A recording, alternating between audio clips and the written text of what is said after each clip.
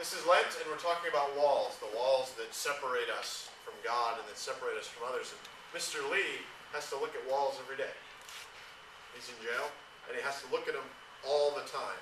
And here we hear the story of some people who are in the same boat. They have walls of suffering, and some of them are literally in prison, and some of them have been carted off to another place. And they're separated.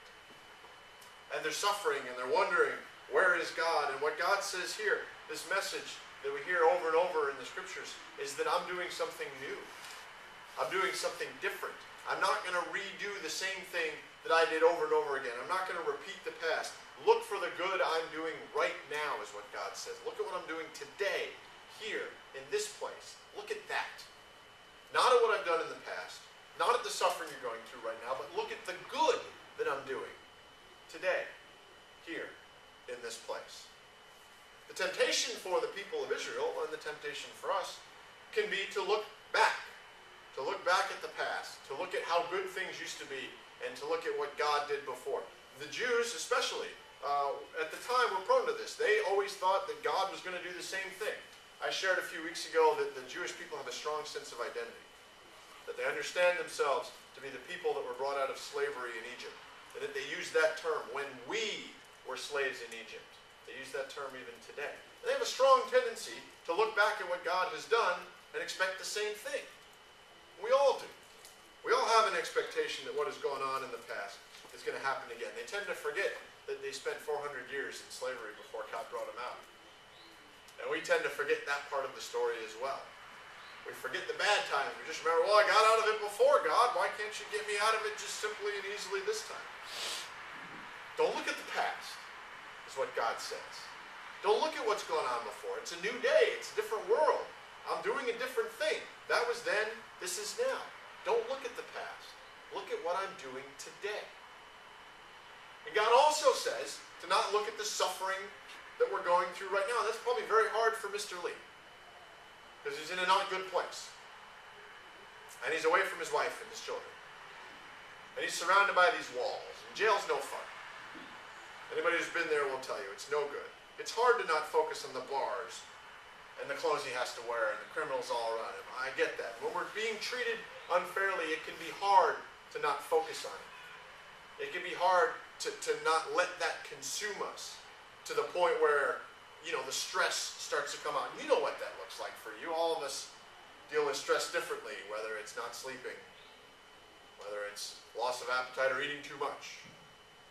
Whether it's barking and yelling at people when they say things to us that really shouldn't bother us, when we're on edge. When the stress is getting to us, we know it. And when we're going through those times, it can be hard to not focus on those things. It can be hard to not get stressed and get stuck on it. But God says, don't focus on what you're going through. Don't focus on what people are doing to you. Don't focus on the suffering of the moment. Instead, God says, look at what I'm doing in it. Look at the different things that I'm doing. Do you not see it? God asks. Do you not perceive it? I am doing something new here. We celebrate Easter, and it comes once a year, and we all get dressed up, and we all wear our nice clothes, we all go out to brunch, and it's all well and good. I found out when I was at pastor school, seminary, why it is that we worship on Sunday. And that was kind of an odd question. I never really thought of it. But that was one of the things that we talked about, because as you look at the history of Christianity, Christianity came out of Judaism, and Jews worship Friday night and Saturday. And people talk about how Sunday is the Sabbath. Sunday is not the Sabbath. Sabbath is Friday night to Saturday night. So what I found out is that Easter is not a big Sunday. Sundays are all little Easters. We worship Christ on Sunday as a way of celebrating his resurrection on Easter. And in Easter, what God did was completely new and completely unexpected. Sure. Okay, you can look back now and we can all see prophecies in the Old Testament that we can point to and say, okay, that was referring to Jesus. I get it. But at the time, nobody had a clue. Nobody had any idea.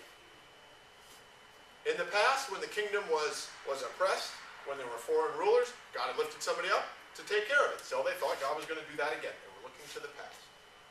And then, when Jesus was arrested, when he was crucified, when he was died, his disciples, they freaked out. I mean, they were stuck on the suffering that they were going through right now. Some of them left. They just got out of town. The story of Jesus appearing to the disciples on the road to Emmaus, maybe you've heard that one, where he shows up. Well, they were fleeing. They had given up. And the other ones were locked inside a room because they were afraid they were going to be next. They didn't know what to do. They didn't know where to go. So they just locked themselves in a room and just tried to figure it all out. His disciples had no idea that Jesus Christ was going to rise from the dead.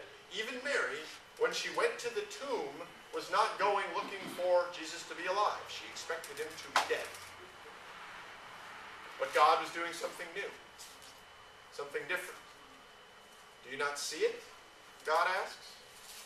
Do you not perceive it? Well, no, they didn't, actually. The rabbi had been killed. Their movement was over. And they were in the face of the greatest injustice of all, the brutal murder of the only person who had never done anything wrong, and his disciples were overwhelmed. They were overwhelmed by what they were going through right now, and they couldn't see what God was about to do. Do you not see it? God asks. Do you not perceive it? They didn't. They didn't at all. And when we're in the midst of great unfairness and great injustice that's being done to us, we look to the past, we focus too much on what's happening, and we too can miss what God is doing. You know, when you're the person who's supposed to get the starting spot on the sports team, when you're the person who's supposed to get the promotion at work, when you're the person who's supposed to be the star in the play and you don't get it, it can be very easy to focus on that. It can be very easy to focus on what's gone on in the past. Our tendency to focus on the past is so strong that we'll repeat negative behaviors. Most of the people who abuse others have themselves been abused. It's just a statistical fact. Because we like the past. We like it because we know it. So we'll repeat things that we hate just because it's familiar, just because it's comfortable, just because we know it. And so we do that, and it's crazy because different is scary. Right? Different is different.